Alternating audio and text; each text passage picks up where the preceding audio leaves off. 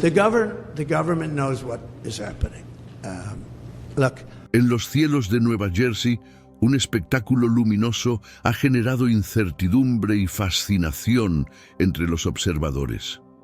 Esta manifestación celeste, descrita por algunos como deslumbrante y sin explicación clara, ha desencadenado una ola de teorías y conjeturas entre la población.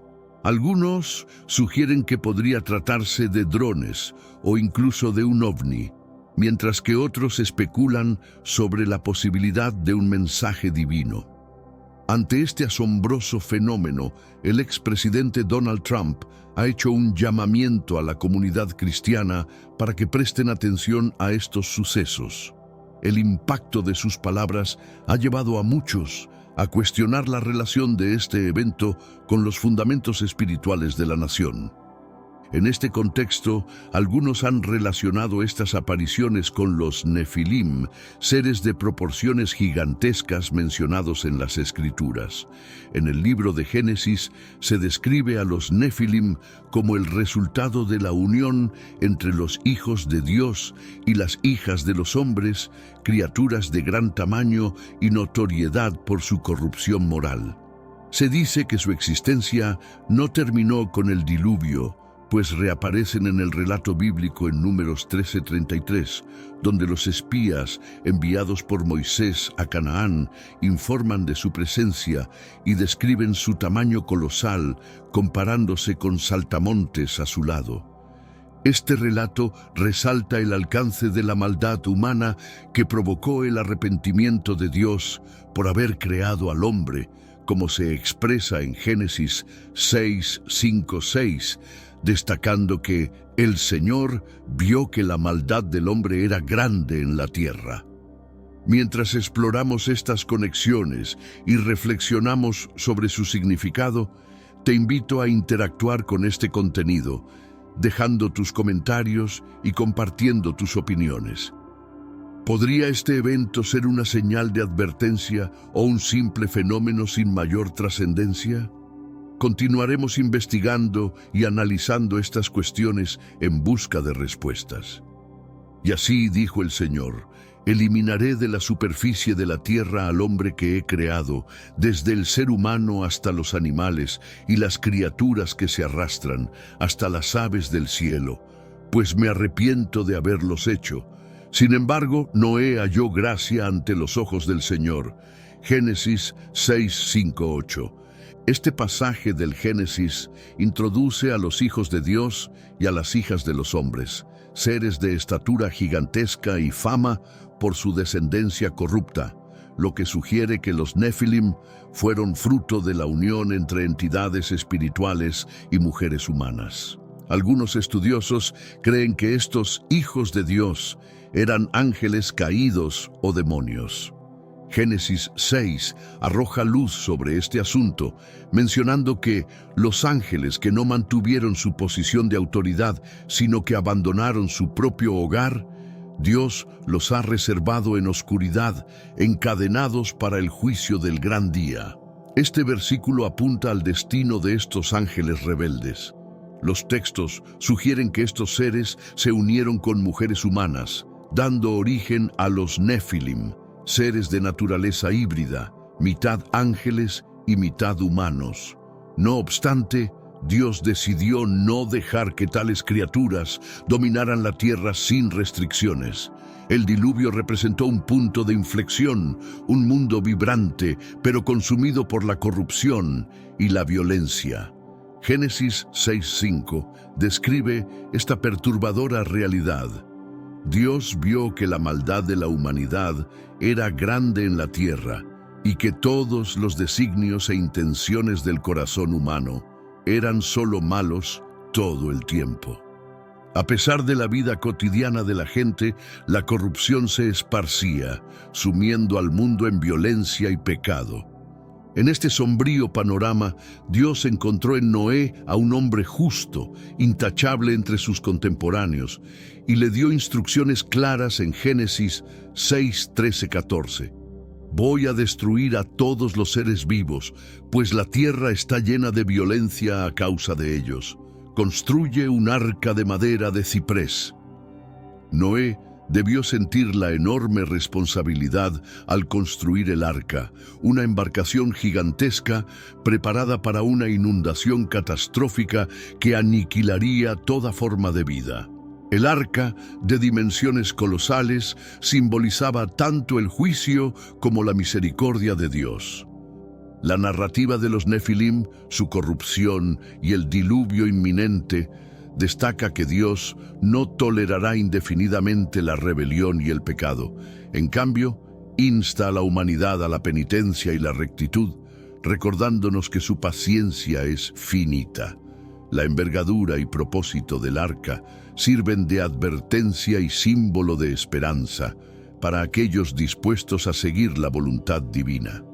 En este mundo actual, vemos cada vez más personas yendo en contra de los principios tradicionales y parece que lo inmoral está cada vez más presente. Es común sentirse desorientado y sin rumbo. Sin embargo, aún existe un camino para recuperar la verdadera esencia y restablecer los principios éticos en nuestra rutina diaria. Si te sientes perdido en medio de la confusión y deseas más claridad, tenemos algo especial para ti, un recurso creado especialmente para ayudarte a comprender el significado de estos desafíos actuales y enfrentarlos con sabiduría y valentía. Este es el verdadero valor de Caminos de la Revelación, descifrando la Biblia por completo, un camino hacia la claridad y la serenidad a través de sus enseñanzas. Lo mejor de todo es que está disponible ahora, como un regalo, en el primer comentario fijado. No pierdas esta oportunidad de transformar tu vida y descubrir el propósito genuino de estos desafíos. Ahora volvamos al tema principal del vídeo. Al aproximarse la Navidad, que el amor y la paz de Cristo inunden vuestros corazones. Bendiciones para ti y tus seres queridos. Siguiendo las directivas divinas, Noé acogió en el arca a su familia y a pares de cada especie viviente. Este refugio se convirtió en un bastión de seguridad y esperanza frente al diluvio. Con el inicio de las lluvias, la tormenta desató su furia completa. Las aguas cubrieron la tierra, superando las cimas más altas. Todo ser viviente fuera del arca pereció, tal como se relata en Génesis 7, 21, 23. Tras 40 días y noches, la lluvia cesó y las aguas se retiraron, dejando al arca en reposo sobre las montañas de Ararat. Imaginemos la colocación de un inmenso recipiente, no sobre una montaña convencional, sino en las cimas de un paisaje montañoso tras un diluvio devastador. En este renovado entorno, Noé y su familia fueron testigos de la fidelidad de Dios. Él estableció un pacto con Noé, prometiendo no volver a aniquilar la tierra con diluvios, y señaló al arco iris como perpetuo recordatorio de su promesa. Contrario a lo que muchos creen, la saga de los Nefilim, o titanes antiguos, no concluyó con el diluvio. Posteriormente, historias indican que los ángeles caídos continuaron sus incursiones, aunque en menor medida. En Números 13:33 se narra otro encuentro con estos colosos. Allí vimos a los Nefilim. Los hijos de Anak proceden de los Nefilim, y nos parecíamos a nosotros mismos como saltamontes, y así les parecíamos a ellos. Este versículo ilustra que los descendientes de Anak, emparentados con los Nefilim, eran notorios por su formidable tamaño y fuerza. Pero antes, comparte este video con alguien a quien aprecias. Nuestra misión más grande en la tierra es difundir la palabra del Señor. ¿Sabías que muchas personas carecen de conocimientos por falta de contenido adecuado?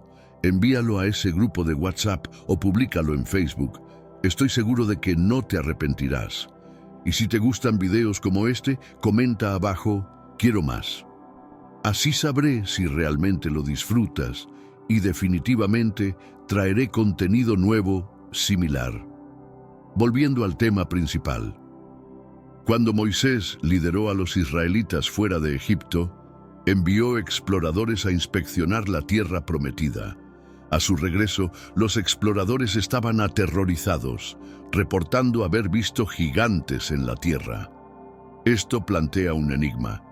Si se suponía que los Nefilim habían sido exterminados por el diluvio, ¿cómo es que sus descendientes aún habitaban la tierra? Antes de continuar, agradeceríamos su apoyo mediante un superchat para que podamos compartir este video con más personas. Gracias. En el Antiguo Testamento, el término más comúnmente asociado con gigantes es Refaim, mencionado por primera vez en Génesis 14 y en narraciones posteriores como en Deuteronomio 2, 20-21. Los amonitas se refirieron a los Refaim como Samsumim, un pueblo tan imponente como los anaseos. Sin embargo, el Señor los destruyó antes de que los amonitas los desplazaran y se establecieran en su lugar. El término Refaim se traduce como terribles, y su presencia era ciertamente intimidante y temible. Estos gigantes también figuran en Deuteronomio 3, donde el rey Og de Basán es descrito como un sobreviviente de los Refaim.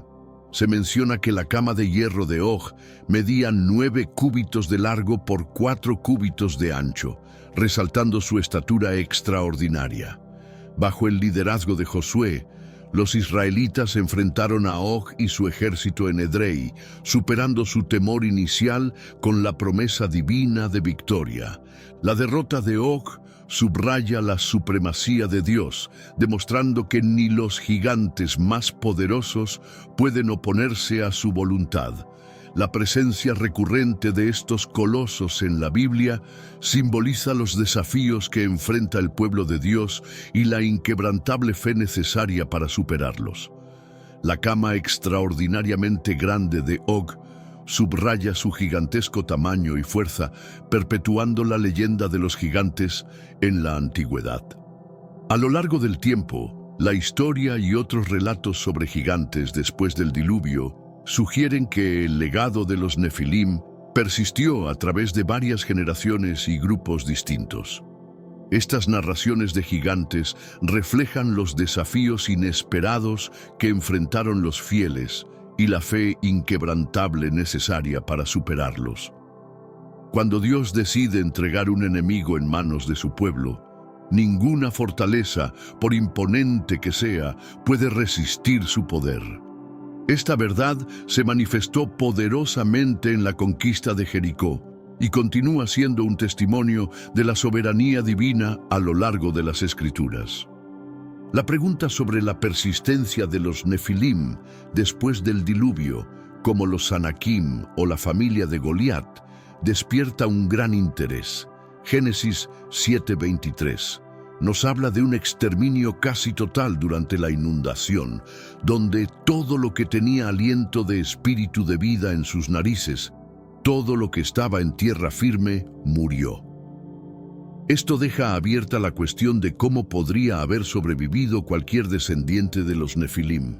Las interpretaciones sobre este enigma son variadas. Algunos proponen que los Nefilim mencionados post-diluvio no estaban relacionados directamente con los gigantes anteriores, mientras que otros sugieren que el término Nefilim podría haberse usado de manera genérica para describir a cualquier guerrero grande y poderoso, independientemente de su linaje. Una hipótesis adicional es que los ángeles caídos podrían haber tenido nuevas uniones con mujeres humanas tras el diluvio, generando así una nueva progenie de gigantes. Además, existe la posibilidad de que trastornos genéticos específicos de los Nefilim se hayan transmitido a través de las hijas de Noé, quienes sobrevivieron al diluvio con él.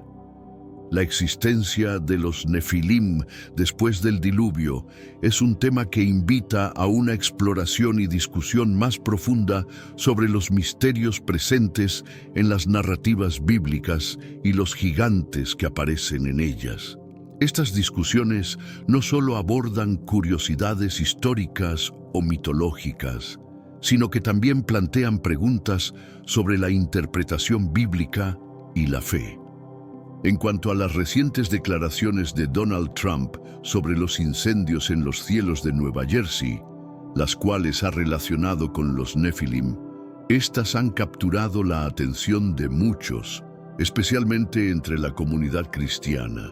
Trump sugiere que estos fenómenos merecen ser examinados bajo una lente bíblica y considera que podrían ser signos de una actividad espiritual significativa, posiblemente relacionada con las profecías sobre los últimos tiempos.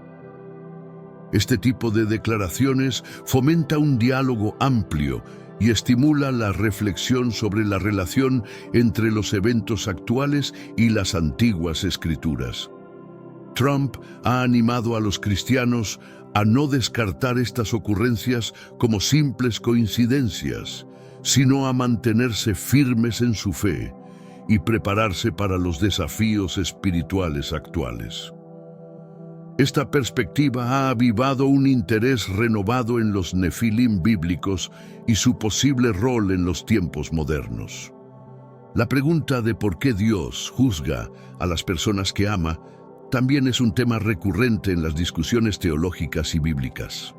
A través de las Escrituras, observamos que Dios, en múltiples ocasiones, ha ejecutado juicios severos, como la destrucción de los cananeos, el diluvio mundial y el exilio de Israel. Estos actos de juicio, aunque difíciles de comprender a veces, son presentados como parte de la justicia divina y su plan para la humanidad, resaltando la complejidad de la naturaleza y los propósitos de Dios. Al enfrentarnos con las duras palabras de Amós 4:10, muchos luchan por conciliar la imagen de un Dios benevolente con la de un juez severo. El versículo relata cómo Dios castigó a su pueblo con la espada y devastó sus campos, presentando un desafío para nuestra comprensión de su naturaleza amorosa. Antes de cuestionar rápidamente las acciones de Dios, es crucial considerar algunos aspectos fundamentales. Primero, ¿quiénes son los sujetos de este juicio divino?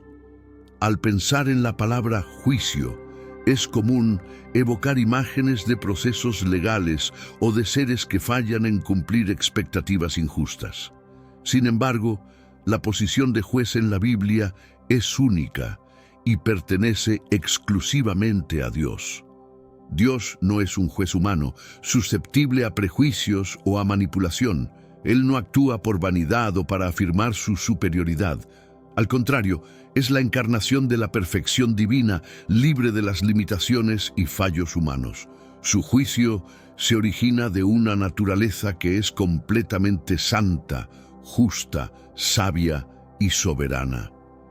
La comprensión del juicio divino debe basarse en el reconocimiento de quién es Dios. Según la Biblia, Dios posee muchos atributos. Es eterno, inmutable, omnisciente, omnipresente, trascendente, benevolente, justo y santo. Cada uno de estos atributos es una verdad constante sobre su carácter. Al explorar el carácter de Dios, debemos distinguir sus acciones de sus atributos. La vergüenza y el juicio no son atributos de Dios en sí mismos, sino más bien reacciones necesarias que surgen de su carácter justo y santo. Un Dios justo naturalmente actúa contra la injusticia y la inmoralidad. Las respuestas de Dios a la maldad no son impulsivas ni arbitrarias. En cada acto de juicio, Dios se mantiene fiel a su naturaleza compasiva y misericordiosa. Amós 4:10, aunque expresado en términos severos, refleja la respuesta divina a la idolatría extrema y a la corrupción moral del pueblo. La severidad del juicio divino es una respuesta directa al grado de transgresión cometido. Dios, a través de Amós, denuncia el abandono del pueblo hacia sus leyes y su entrega a prácticas idolátricas y explotación de los más vulnerables. Frente a tal degradación, la intervención de Dios busca restaurar la justicia y proteger a los oprimidos. En todo esto, incluso extendiendo misericordia a los culpables, Dios se muestra coherente con su promesa de actuar conforme a su naturaleza. Entender estas dinámicas nos ayuda a procesar las acciones de Dios no como actos de un juez enojado, sino como las de un creador cuyo amor por la justicia y la rectitud requiere responder al mal y restaurar el orden divino. A lo largo de Amós 4:10 se repite una poderosa llamada: «Y tú no has regresado a mí». Esto revela la esencia de la gracia y compasión de Dios, que incansablemente invita a su pueblo a la reconciliación, no buscando su destrucción, sino su restauración. La intención divina no es vengativa, sino redentora. El juicio no es un fin en sí mismo, sino un medio para motivar el retorno a Él. La perfección del carácter de Dios permanece constante. Incluso cuando sus juicios parecen severos, podemos cuestionarnos por qué Dios, quien declara su amor, opta por el camino del juicio. A primera vista, podría parecer que un Dios amoroso no debería juzgar. Sin embargo, si consideramos la maldad del mundo, rápidamente nos damos cuenta de que no deseamos un Dios indiferente al sufrimiento y la injusticia. Nadie preferiría un Dios que ignore el sufrimiento de los inocentes o que mire hacia otro lado ante la maldad. Eso no sería amor verdadero. Ante la injusticia, anhelamos un Dios que actúe con rectitud y justicia, un Dios que juzgue el mal y al mismo tiempo ofrezca gracia. Deseamos un equilibrio perfecto entre justicia y amor, algo que solo Dios puede proporcionar. Este equilibrio se manifiesta supremamente en la muerte de Jesús en la cruz, donde el juicio divino sobre el pecado humano fue absorbido por Él, permitiendo que la justicia y el amor de Dios se unieran en una oferta de gracia eterna para los creyentes. Así, en vez de preguntarnos por qué Dios juzga a quienes ama, tal vez deberíamos considerar si podemos confiar en el juez.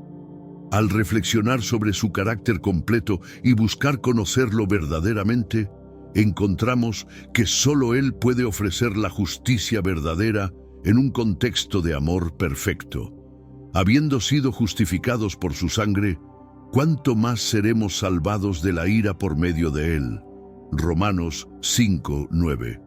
Esta comprensión también nos lleva a reconsiderar cómo entendemos los textos bíblicos que hablan de la justicia divina y la penalidad por el pecado.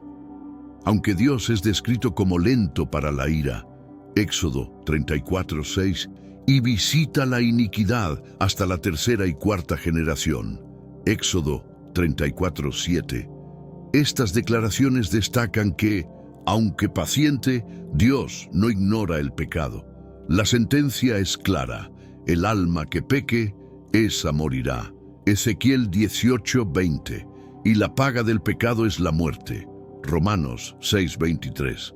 Sin embargo, la vida eterna ofrecida a través de la fe en Cristo muestra que, aunque todos morimos físicamente, aquellos que creen son justificados y santificados por la obra redentora de Jesús, limpiando su culpa y siendo declarados justos ante Dios. Romanos 3:21-26. Esta redención no se logra por esfuerzo humano, sino por la gracia divina a través de Jesucristo. Efesios 2:8-10. Al final, aquellos que creen en Él no reciben la condena que sus pecados merecerían, sino la vida eterna como un don de la gracia de Dios. En las Escrituras, la mención reiterada de que «tú no has regresado a mí» en Amós 4:10 subraya la constante invitación de Dios a su pueblo para que se reconcilie con Él. Su juicio no busca la destrucción, sino más bien la reconciliación y la restauración. La motivación de Dios es impulsada por la compasión, no por el deseo de venganza. Dios usa su poder y su justicia no como un castigo terminante, sino como una invitación amorosa para que su pueblo se vuelva hacia Él. Esta comprensión recalca que el juicio de Dios, aunque pueda parecer extremo, está enraizado en su carácter perfecto y amoroso. El juicio divino es una respuesta necesaria a la maldad y una manifestación de su amor y justicia intrínsecos. Dios no juzga por capricho o por mera ira, sino que su juicio está diseñado para llevar a la redención y al arrepentimiento. En Romanos 6:23 vemos que, a través de la gracia y la fe, los pecadores no solo son perdonados, sino transformados y justificados ante Dios, recibiendo el regalo gratuito de la vida eterna en Cristo Jesús. Jesús murió y resucitó, prometiendo lo mismo para aquellos que creen en Él. Este es el clímax del amor y la justicia de Dios. Él toma sobre sí mismo el juicio que merecemos, permitiéndonos vivir a través de su sacrificio. La narrativa del juicio divino continúa en el libro de Apocalipsis, donde se describe cómo Dios derramará su ira en el día del juicio. Sin embargo, esto no es un acto de venganza ciega, sino un juicio justo sobre aquellos que han rechazado persistentemente su gracia y han elegido adorar al maligno. Revelación 14:10, 16, 19. Subraya que la ira de Dios, aunque definitiva, es justa y proporcionada a la iniquidad cometida. Pero el día del juicio no es solo un momento de condena, también es una última oportunidad para el arrepentimiento y la fe. Dios prolonga su juicio para dar tiempo a todos para reconocer su error y volverse a Él. Aún en su juicio, Dios es misericordioso, buscando salvar a tantos como sea posible antes de que llegue el inevitable fin para aquellos que persisten en su rebelión. Este enfoque en la justicia y la misericordia refleja la comprensión bíblica del juicio como un acto no solo de retribución, sino de corrección.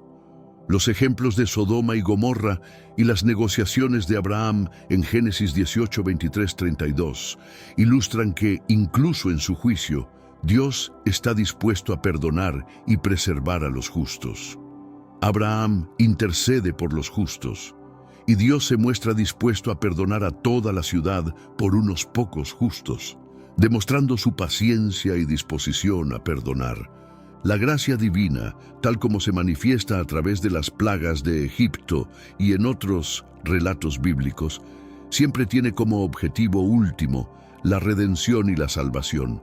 Incluso las acciones más severas de Dios están destinadas a atraer a las personas a una fe salvadora y a un conocimiento más profundo de Él.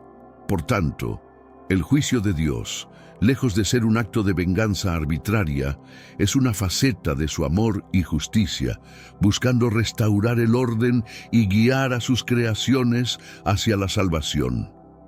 Cuando reflexionamos sobre la venganza de Dios, es crucial distinguir entre las nociones secularizadas y sensacionalistas de retribución, a menudo dramatizadas en medios y entretenimiento, y la verdadera naturaleza de la justicia divina, que se centra en la restauración, la purificación y, en última instancia, la redención.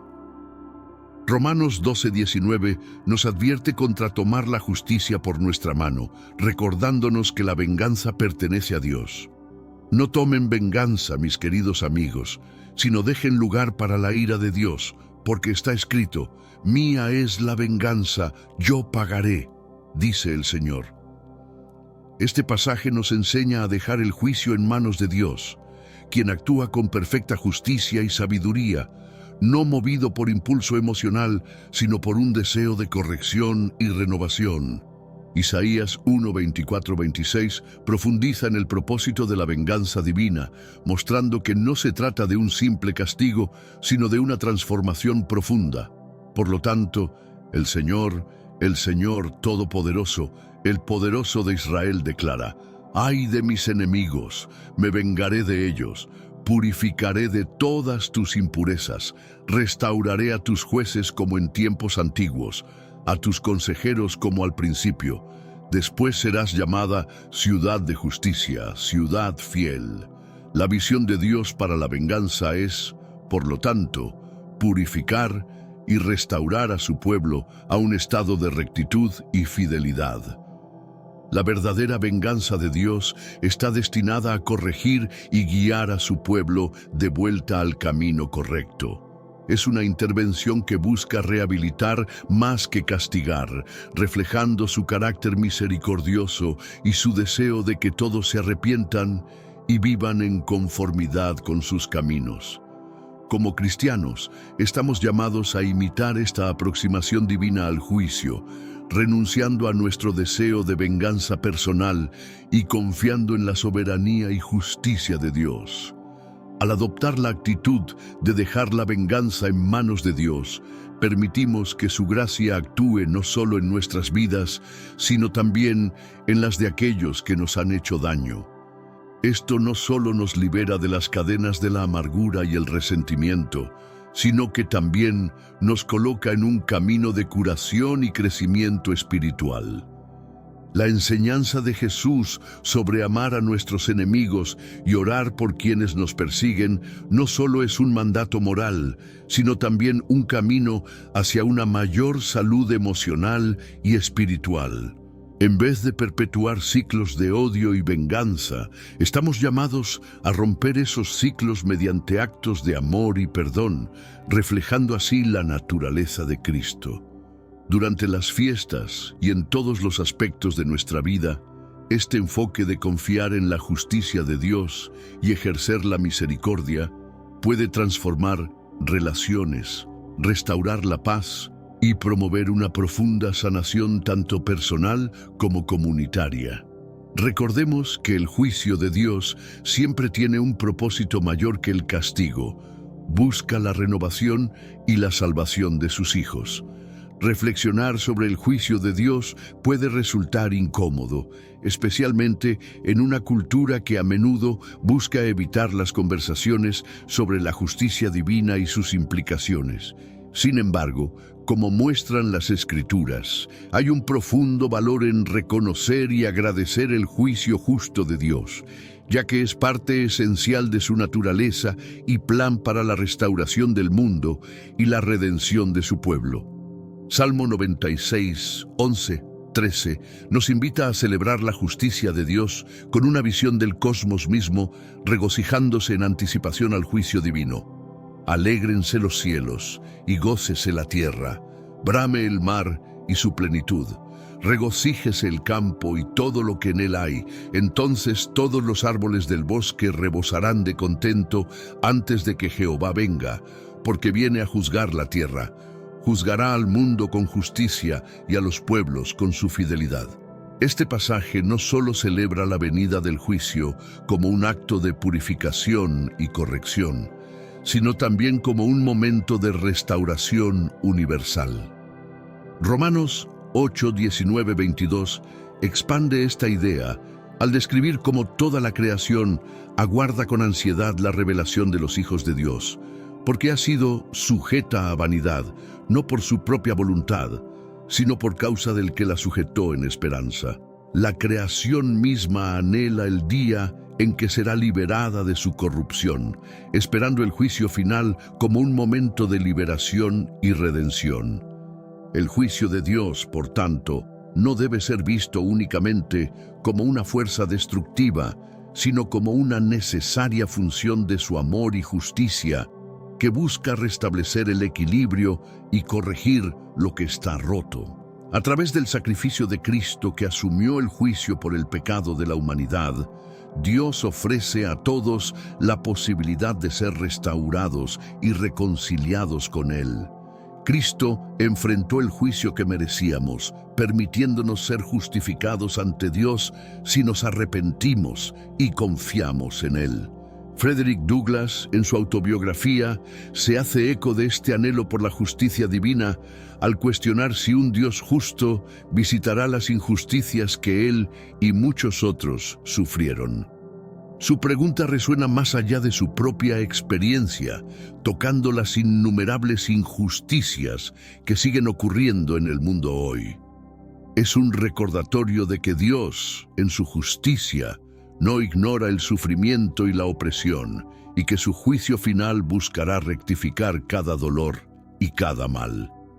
Este periodo festivo y en todos los días podemos encontrar consuelo y esperanza en la justicia de Dios.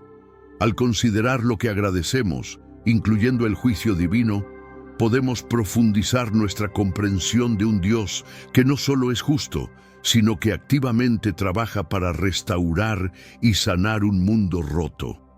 Agradecer por el juicio de Dios es reconocer su compromiso continuo con la justicia y la verdad, y su promesa de renovar todas las cosas en Cristo. Nos desafía a mirar más allá de nuestra percepción inmediata y a confiar en la promesa divina de un futuro donde la justicia prevalecerá y la paz reinará.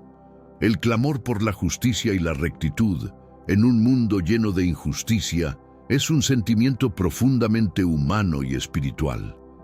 La reflexión que planteas aborda la necesidad innata de creer en un Dios que no solo es consciente de las injusticias, sino que activamente busca corregirlas.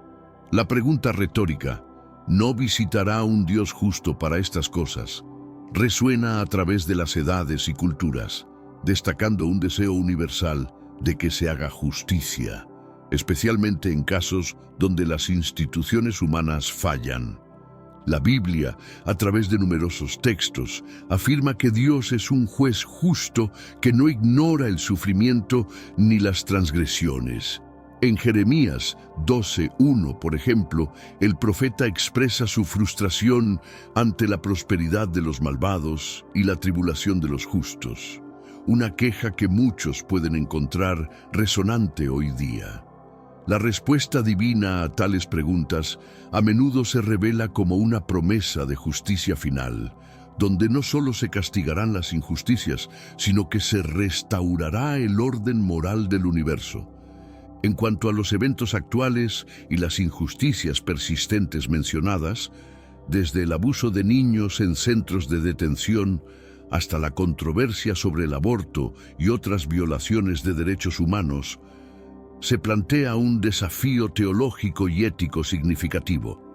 La doctrina cristiana enseña que Dios es omnisciente y omnipotente, cualidades que aseguran que ninguna injusticia queda sin ver o sin responder. La esperanza en la justicia divina no es simplemente un deseo de venganza, sino un anhelo por la rectificación y la reconciliación que solo un Dios justo puede ofrecer de manera perfecta. Este concepto también se refleja en la noción de que Dios siente indignación todos los días frente al pecado y la maldad. Salmos 7:11. Esta indignación no es arbitraria ni caprichosa. Es una respuesta justa y necesaria a la violación de la santidad y la justicia divinas. A través de la narrativa bíblica, Dios manifiesta su compromiso con la justicia, no solo prometiendo castigo para los malvados, sino también ofreciendo redención y salvación para aquellos que se arrepienten. La preocupación sobre si Dios intervendrá en los asuntos terrenales se ve profundamente influida por la creencia en su carácter justo y su gobierno soberano sobre la creación. Aunque los tiempos y métodos de su juicio puedan ser misteriosos para nosotros, las Escrituras nos aseguran que su justicia finalmente prevalecerá. Así, la justicia de Dios no solo es un tema de fe, sino también de esperanza activa y trabajo en la tierra.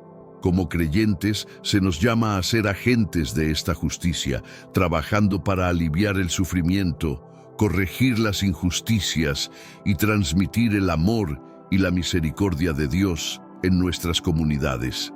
Esto es esencial para vivir una fe que reconoce tanto la soberanía de Dios como su llamado a actuar justamente, amar la misericordia y caminar humildemente con nuestro Creador. Miqueas 6:8. Reflexionar sobre la justicia de Dios implica también reconocer nuestra propia necesidad de corrección y salvación, lo cual nos lleva a un mayor entendimiento de la gracia y el perdón ofrecidos a través de Cristo, quien tomó sobre sí mismo el juicio que merecíamos, abriendo el camino para nuestra redención y la restauración de toda la creación. Sé que a veces en nuestras vidas tenemos más preguntas que respuestas.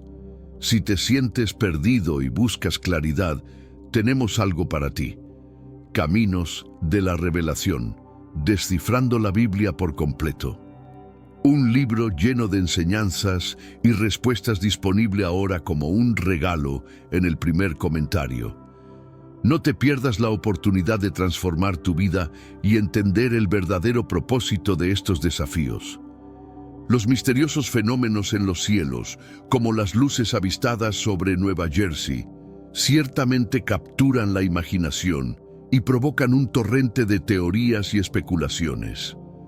Tales eventos pueden ser interpretados de muchas maneras, desde fenómenos naturales como meteoritos o auroras, hasta teorías más intrigantes que incluyen drones, avistamientos de ovnis o incluso señales espirituales. La referencia a los Nefilim en este contexto es particularmente fascinante porque conecta un fenómeno moderno con antiguas narrativas bíblicas que han intrigado y desafiado a teólogos y eruditos a lo largo de los siglos. Según la Biblia, los Nefilim eran descendientes de los hijos de Dios y las hijas de los hombres antes del diluvio, como se relata en Génesis 6:1-4. Eran vistos como gigantes o seres de gran estatura y poder, lo que los ha hecho sujetos de fascinación y misterio. La aparición de los Nefilim se menciona en un contexto de creciente maldad en la tierra, lo cual fue una de las razones que llevaron a Dios a enviar el diluvio, según la narrativa bíblica. Aunque predominantemente mencionados en el contexto prediluviano, la referencia en Números 13:33 sugiere que su legado, o al menos seres comparables a ellos, persistió en la tierra prometida, causando temor entre los espías enviados por Moisés.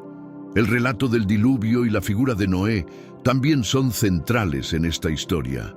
Noé es presentado como un hombre justo, que encuentra favor en los ojos de Dios en medio de una generación corrupta. La construcción del arca, un acto de obediencia y fe, se convierte en un símbolo de salvación y un nuevo comienzo para la humanidad y las especies de animales que Noé salvó. La especulación sobre los Nefilim y su posible conexión con fenómenos modernos es un ejemplo de cómo las historias antiguas continúan resonando y encontrando nuevas interpretaciones en el presente. La posibilidad de que eventos actuales puedan ser vistos como manifestaciones o recordatorios de estas antiguas historias destaca la naturaleza perdurable y la influencia continua de los textos bíblicos en la cultura contemporánea. Por último, el esfuerzo conjunto para investigar el Arca de Noé es un ejemplo de cómo el interés en estos relatos bíblicos trasciende fronteras culturales y geográficas, llevando a colaboraciones internacionales que no solo buscan confirmar los detalles históricos, sino también comprender mejor nuestro pasado colectivo y lo que éste puede enseñarnos sobre nuestro futuro. El debate sobre la ubicación del Arca de Noé y la interpretación de los hallazgos arqueológicos en relación con las narrativas bíblicas es fascinante y ha capturado la imaginación de muchos a lo largo de los años. La formación de Durupanar en Turquía es especialmente interesante debido a su forma distintiva que recuerda a un barco y sus dimensiones, que algunos creen que coinciden con las descripciones del arca en el Génesis. La historia de Ronald Eldon Wyatt y su exploración de esta estructura es un ejemplo clásico de cómo el entusiasmo personal y las convicciones religiosas pueden a veces preceder al rigor científico en la búsqueda de artefactos bíblicos. Aunque la comunidad científica ha cuestionado en gran medida sus métodos y conclusiones debido a la falta de entrenamiento formal y la ausencia de excavaciones oficialmente sancionadas, su trabajo sigue siendo de interés para muchos que están fascinados por la posibilidad de que las historias bíblicas puedan corroborarse mediante hallazgos físicos. El hecho de que la estructura de Durupanar se encuentre en una ubicación distinta a la montaña Ararat, donde la Biblia localiza específicamente el arca, añade una capa adicional de misterio y controversia. La montaña Ararat ha sido tradicionalmente reconocida como el sitio donde el arca de Noé reposó después del diluvio, y muchos exploradores y científicos han dedicado considerable tiempo y recursos a buscar pruebas físicas allí, aunque sin éxito concluyente. Los que apoyan la idea de que el arca podría haber terminado en Durupanar sugieren varias teorías, incluida la posibilidad de que movimientos geológicos o catastróficos hayan trasladado los restos del arca desde Ararat a su ubicación actual más al sur. Estas teorías, aunque especulativas, intentan explicar cómo los restos del arca podrían haber viajado desde su punto de descanso bíblico hasta la formación que ahora se observa.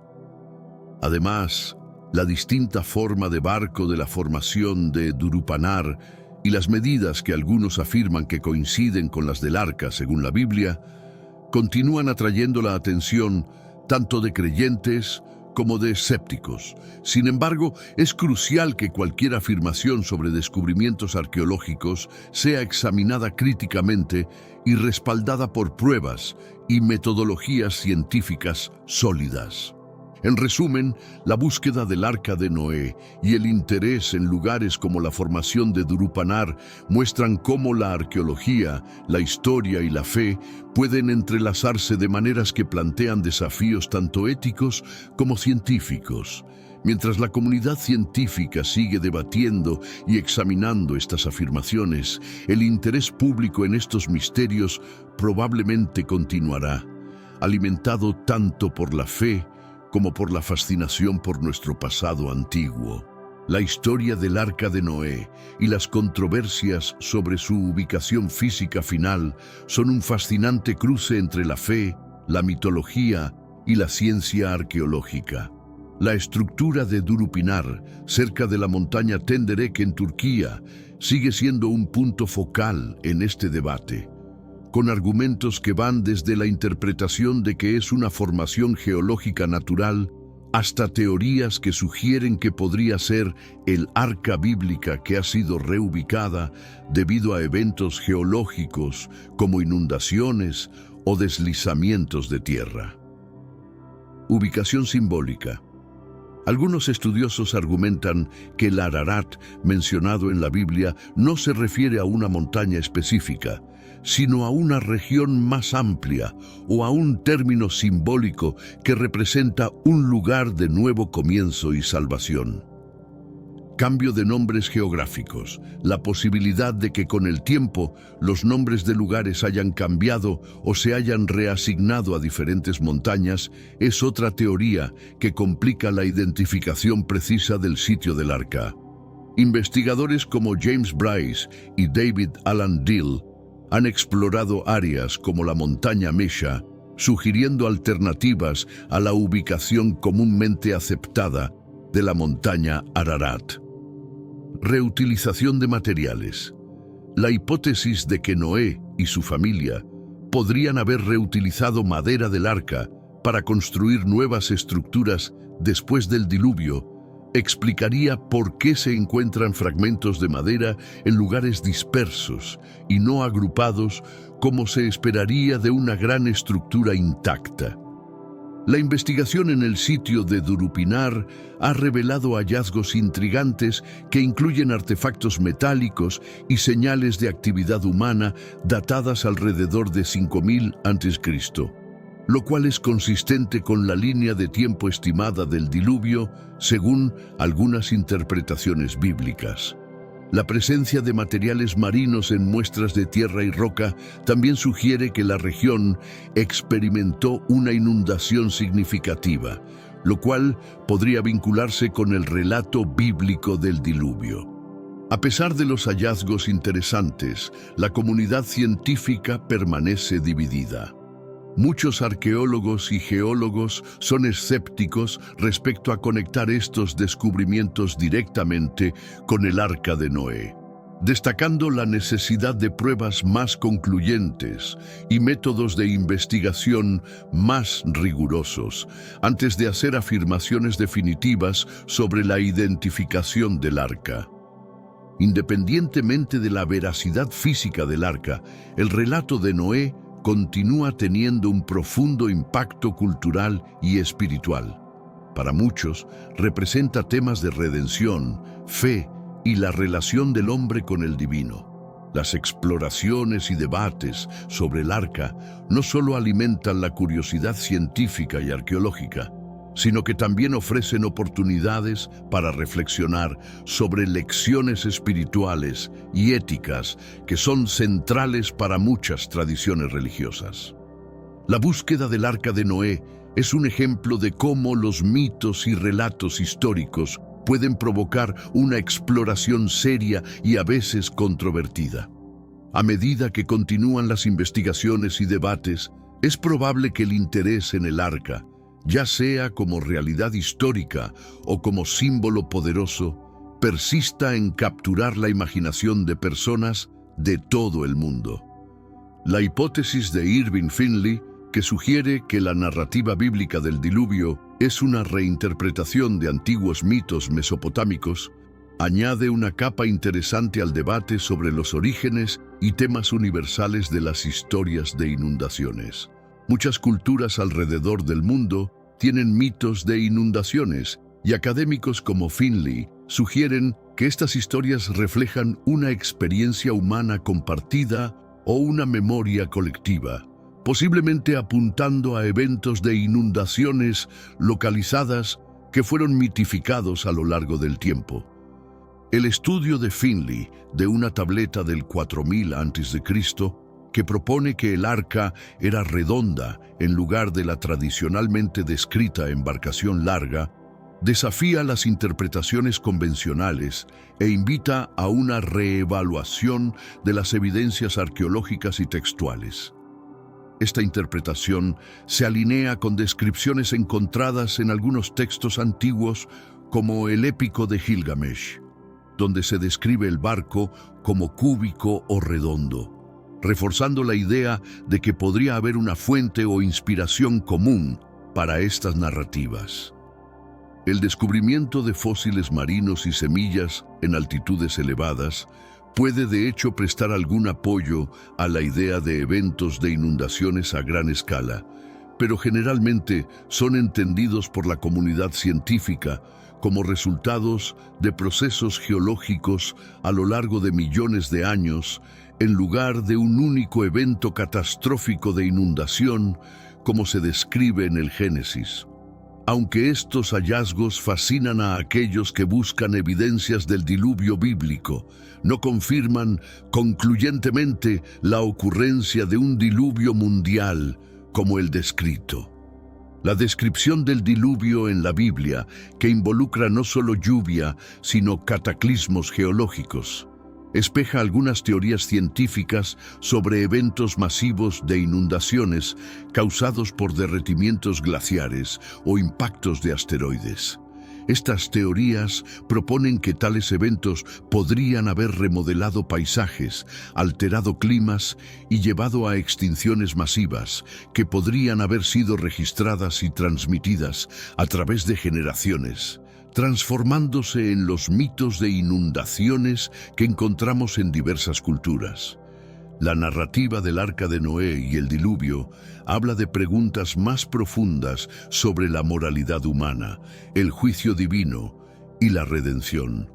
Para muchos creyentes, estas historias son menos acerca de los detalles históricos o científicos y más sobre las lecciones morales que imparten y las verdades teológicas que revelan sobre la naturaleza humana y la providencia divina. La búsqueda para entender e interpretar la historia del Arca de Noé continúa estimulando tanto la exploración arqueológica como el debate teológico.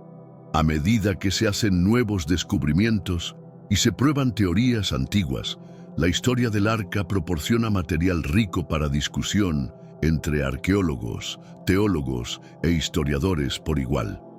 En última instancia, ya sea vista a través del lente de la fe, la historia o la ciencia, la historia del Arca de Noé y el diluvio encapsula miedos y esperanzas profundamente arraigados sobre la existencia y supervivencia humanas, el juicio y la misericordia divinos, y la posibilidad de renovación y nuevos comienzos. Como tal, sigue siendo un símbolo poderoso y una narrativa convincente que continúa resonando en diferentes culturas y creencias.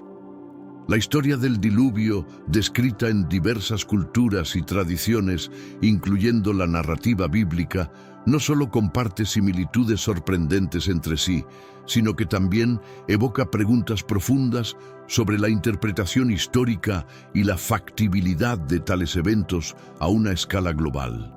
Los relatos de una gran inundación que resetea la civilización son comunes en muchas mitologías y suelen reflejar temas universales de destrucción y renovación, juicio y redención. Desde una perspectiva científica, la idea de un diluvio global como el descrito en Génesis presenta desafíos significativos. La cantidad de agua necesaria para cubrir las montañas más altas, incluido el monte Everest, implicaría un volumen de agua que excede con creces cualquier fuente conocida en la Tierra. Además, la preservación de millones de especies en un único arca plantea desafíos logísticos y biológicos que son difíciles de reconciliar con el entendimiento moderno de la biología y la ecología. Aunque hay evidencias geológicas de grandes inundaciones locales y cambios climáticos abruptos en el registro fósil, estos no necesariamente corroboran la idea de un diluvio universal. En lugar de eso, podrían indicar eventos regionales significativos que a lo largo del tiempo fueron interpretados como un diluvio global en las narrativas culturales. Culturalmente, las historias del diluvio pueden verse como metáforas poderosas utilizadas para explicar desastres naturales devastadores y su impacto en las civilizaciones antiguas. Por ejemplo, la historia de Nu en Hawái y el épico de Atrahasis reflejan cómo diferentes culturas han utilizado el mito del diluvio para transmitir lecciones morales y espirituales, reforzar la cohesión social o preservar la memoria colectiva de eventos ambientales significativos. La fascinación continua por el Arca de Noé y las expediciones a lugares como la montaña Ararat o la estructura de Durupinar reflejan el profundo impacto que estas historias tienen en la fe y la imaginación de las personas. Aunque las búsquedas modernas por el arca no han producido evidencias concluyentes que satisfagan los estándares científicos, siguen siendo una fuente de inspiración y un punto de encuentro entre la fe y la exploración histórica. En última instancia, la historia del Arca de Noé y el diluvio desafía a los creyentes y escépticos por igual a considerar cómo la historia, la ciencia, la teología y la mitología se entrelazan. Estas narrativas no solo nos hablan de nuestro pasado, sino que también reflejan nuestras preocupaciones contemporáneas sobre la moralidad, la supervivencia y nuestra relación con el entorno natural. A medida que continuamos explorando estas historias, es esencial abordarlas con una mente abierta y una consideración crítica tanto de la evidencia científica como del significado cultural que portan. La historia del Arca de Noé y su interpretación a lo largo del tiempo resalta cómo diferentes culturas y tradiciones han buscado entender y narrar eventos catastróficos, utilizando mitos y leyendas para dar sentido a desastres naturales que superaban su comprensión. Esta amalgama de relatos refleja una necesidad humana universal de buscar significado y aprendizaje en las adversidades. El proyecto de Ken Ham en Kentucky, recreando el Arca de Noé, ejemplifica cómo estas antiguas historias siguen resonando hoy. La réplica del arca, no solo es una atracción turística, sino también un intento de materializar físicamente un relato bíblico, haciéndolo más accesible y comprensible para el público contemporáneo.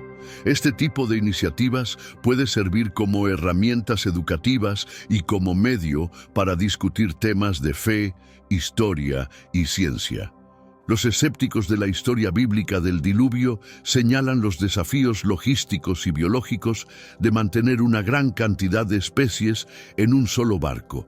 Las preguntas sobre cómo se manejaron la alimentación, el desecho de residuos y el mantenimiento estructural durante más de un año en condiciones probablemente extremas son temas válidos que impulsan el debate entre la interpretación literal y metafórica de estos textos antiguos. La continua fascinación por descubrir el arca, como las expediciones a la montaña Ararat y el interés por lugares como Durupinar, muestra el deseo de conectar con una parte tangible de esta historia. Aunque estos esfuerzos no han producido pruebas concluyentes hasta la fecha, reflejan un deseo profundo de muchos por validar sus creencias a través de la arqueología. El enfoque de instituciones como el Instituto para la Investigación de la Creación en resaltar la creación bíblica frente a teorías evolutivas subraya cómo la historia del diluvio se entrelaza con debates más amplios sobre el origen del mundo y la humanidad. Estas perspectivas no solo buscan afirmar ciertas interpretaciones bíblicas, sino también desafiar las narrativas científicas predominantes, proponiendo una visión del mundo que integra fe y ciencia de manera que refuerza sus doctrinas religiosas. La historia del Arca de Noé, más allá de su literalidad, invita a reflexionar sobre la relación entre el ser humano y la naturaleza, el papel de la divinidad en la historia humana y las respuestas a la adversidad. En un nivel más profundo, el relato del arca puede verse como una metáfora del renacimiento y la purificación, temas universales que encuentran eco en muchas tradiciones espirituales y filosóficas a lo largo del mundo. Así, mientras que la discusión sobre la historicidad del arca continúa, su valor simbólico y enseñanzas subyacentes permanecen relevantes, ofreciendo lecciones sobre la resiliencia, la fe y la esperanza en tiempos de crisis. Este extenso mensaje refleja profundamente la teología cristiana sobre la redención, la gracia y la providencia divina, destacando cómo la fe cristiana ve la intervención de Dios en la humanidad a través del sacrificio de Jesucristo. Este enfoque no solo busca afirmar la verdad y autoridad de las Escrituras, sino también presentar el sacrificio de Cristo como el núcleo del plan divino para la salvación de la humanidad. La idea central es que Dios no escatimó ni siquiera a su propio Hijo, sino que lo ofreció como sacrificio por los pecados de la humanidad, un acto que manifiesta su amor incondicional y su gracia hacia nosotros. Este regalo de amor se ve como la mayor expresión de la generosidad divina, proporcionando redención y la promesa de vida eterna a aquellos que creen. La justificación a través de la fe en Jesucristo es otro pilar mencionado, subrayando que es solo por medio de la fe en el sacrificio de Jesús que los creyentes son redimidos y justificados ante Dios. Esta doctrina es fundamental en muchas denominaciones cristianas y se enfoca en la idea de que la salvación no puede ser ganada por obras, sino que es un regalo gratuito dado por Dios a través de la fe. La transformación que ocurre al aceptar a Cristo es descrita como una nueva creación. Las cosas viejas, los pecados y las faltas pasadas son dejadas atrás y la vida del creyente es renovada. Esta enseñanza busca proporcionar esperanza y un sentido de comienzo nuevo a aquellos que se sienten abrumados por sus pasados. Una fuerte afirmación de la teología cristiana es la seguridad de la salvación. A través de varios pasajes se reitera que nada puede separar a los creyentes del amor de Dios manifestado en Cristo Jesús. Esta promesa de seguridad eterna busca ofrecer consuelo y fortaleza a los creyentes en medio de las pruebas y desafíos de la vida. Finalmente, el texto invoca a los creyentes a vivir de acuerdo con el llamado divino, utilizando los dones que Dios les ha dado para cumplir sus propósitos en la tierra. La vida del creyente no solo es vista como una recepción pasiva de bendiciones, sino como una activa participación en la misión de Dios, extendiendo su mensaje de salvación a otros. En resumen, este enfoque teológico no solo busca explicar la profundidad del amor y la gracia de Dios, sino también motivar a los creyentes a vivir de manera que reflejen estos principios divinos, participando activamente en la comunidad de fe y sirviendo al mundo a través de sus dones y talentos. El pasaje profundiza en los aspectos teológicos de la redención y la salvación en el cristianismo, destacando cómo la doctrina cristiana ve la intervención de Dios en ofrecer salvación a través de Jesucristo.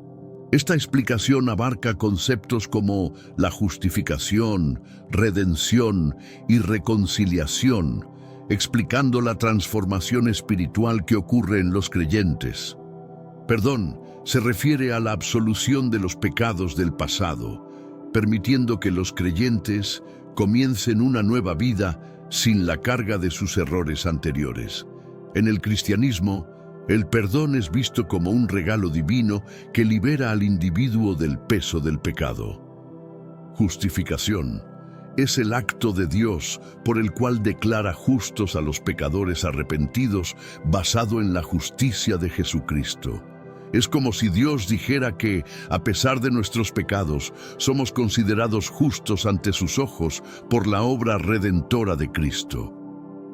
Reconciliación restablece la relación entre Dios y los seres humanos que había sido rota por el pecado. A través de la muerte de Jesús en la cruz, las barreras que separaban a la humanidad de Dios son eliminadas. Redención. Este término indica que Jesucristo ha pagado el precio por la liberación de los pecadores, similar a cómo los esclavos eran comprados para obtener su libertad en tiempos antiguos.